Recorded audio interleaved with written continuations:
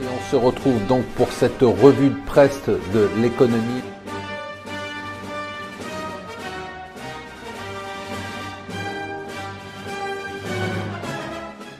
Bonjour et bienvenue sur Mon Financier pour le Morning Zapping. Nous sommes le lundi 27 août. J'espère que pour ceux qui sont rentrés, vous avez passé de bonnes vacances et ça démarre très fort avec le budget 2019 et on sait qui seront déjà les victimes de ce budget. Ça fait la une de tous les journaux, ce sont les retraités. On peut se demander ce que Macron a contre les retraités. Il s'acharne contre eux. Ils viennent déjà de subir la hausse de 1,7% de la CSG qui n'est pas compensée évidemment par la baisse des cotisations salariales puisqu'ils ne travaillent pas. Et voilà maintenant qu'ils vont se prendre la désindexation sur l'inflation, c'est-à-dire que la hausse des pensions sera de 0,3%, quel que soit le taux d'inflation.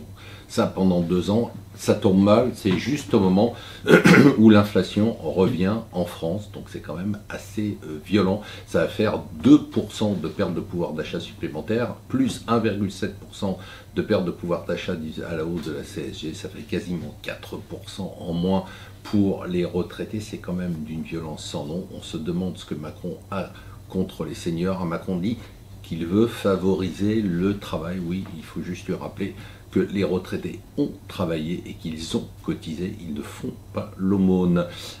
Autre sujet douloureux pour la France, puisque tout ça, bien évidemment, c'est pour réduire notre déficit public qui malheureusement devrait être plus important que prévu parce que la croissance est inférieure à ce qu'on attendait, ce ne sera pas 2%, ce sera au mieux 1,7% en 2018.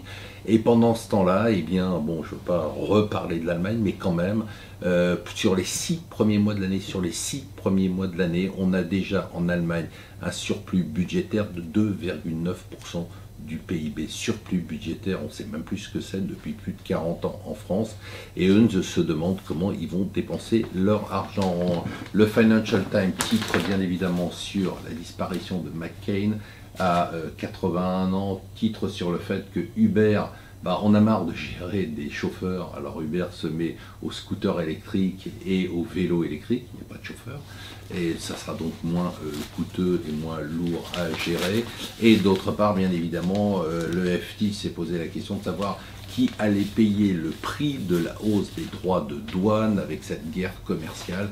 Eh bien, la réponse est dans le FT et dans tous les journaux, la Fed le dit, ce sont les consommateurs. Et on finit par l'homme qui va avoir de gros ennuis, c'est Elon Musk qui affirme maintenant qu'il ne quittera pas la bourse alors qu'il avait tweeté que tout était arrangé pour un retrait de bourse. On appelle ça de la manipulation de cours. Il va avoir affaire à la SEC et ça va être très douloureux. Moi, je vous souhaite une bonne reprise pour ceux qui rentrent aujourd'hui et surtout une bonne journée.